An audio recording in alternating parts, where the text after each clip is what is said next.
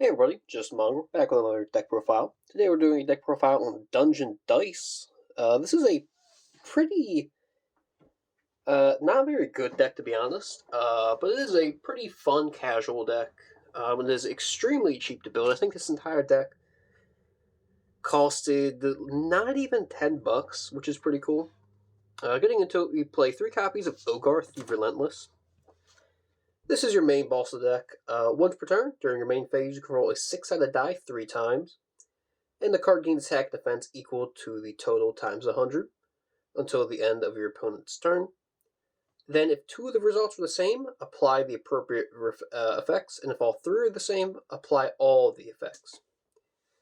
If you roll dupes of 1 or 2, this card cannot be destroyed by battle or card effects until the end of the opponent's turn. If you roll dupes of 3 or 4, draw 2 cards, and if you roll dupes of 5 or 6, this card can attack your opponent directly. So pretty much this deck is all about rolling dice, and pretty much gaining attack value and other such things, which is honestly a really fun concept. Next up, I play 3 copies of Thunderball. Thunderball isn't the most useful card. However, it is a dice card which is needed, which I will explain later. At the end of the damage step, if a monster battle, you can special summon this card from your hand, and then send 1 trap from your hand or it's set on your field to the grave, and destroy all other monsters in this card's column. If this card is in your monster zone, destroy battle or card effects sent to your grave. You can target 1 card in your graveyard, roll a 6-sided die. If the result is exactly 6, add the card to your hand. So it's pretty good for spot removal. However, it does cost a trap, which isn't great. But that revival is pretty useful to grab any card. Next up, 3 copies of Snipe Hunter, just a generic dice card, which is really good. Next up for the dice cards, I run Royal Rhino with Deceitful Dice. This card pretty much, once per turn, when a card or effect is activated, even during the damage step, quick effect, roll a 6-sided die and apply the appropriate effect depending on the chain link number of this effect. 2, this card gains attack equal to the result times 500 to the end of the turn. 3, inflict damage to your opponent equal to result times 500, and if it's 4 plus chains, destroy cards on the field equal to the result. Just another dice card which comes in useful later. The chaining effect isn't terrible. Then next up, I play 3 copies of Steingen Street Patrol. This card's pretty much only used with Thunderball and Snipe Hunter, but it is comes in handy sometimes. You can honestly cut that card with for another dice card, like Dice Jar or something. For spells, I play 3 copies of Dice Dungeon. This is your field spell. When a card is activated, when this card is activated, you can search Dimension Dice from your deck to your hand. At the start of the battle phase, you can activate this effect. Each player rolls a 6-sided die and applies the appropriate result to all monsters they control to the end of the turn. 1, lose 1,000 attack. 2, gain 1,000 attack. 3, lose 500 attack. 4, gain 500 attack. 5, halve their attack. 6, double their attack.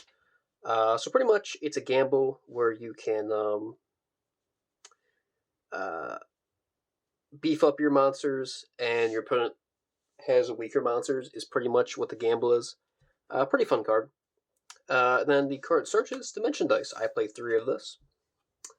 If you control a card with an effect that requires a die roll, you contribute 1 monster, special 1 monster with an effect that requires a die roll from hand or deck. So it doesn't necessarily mean that you have to tribute a dice effect monster. However, so you can have something like Royal Rhino in the field and like a Streets Patrol, and then you only have to control the dice monster to tribute another, which is fine. Which it comes up every now and then. Next up, 3 copies of Summon Dice. This thing just pretty much allows you just to get more dice monsters out, which is great.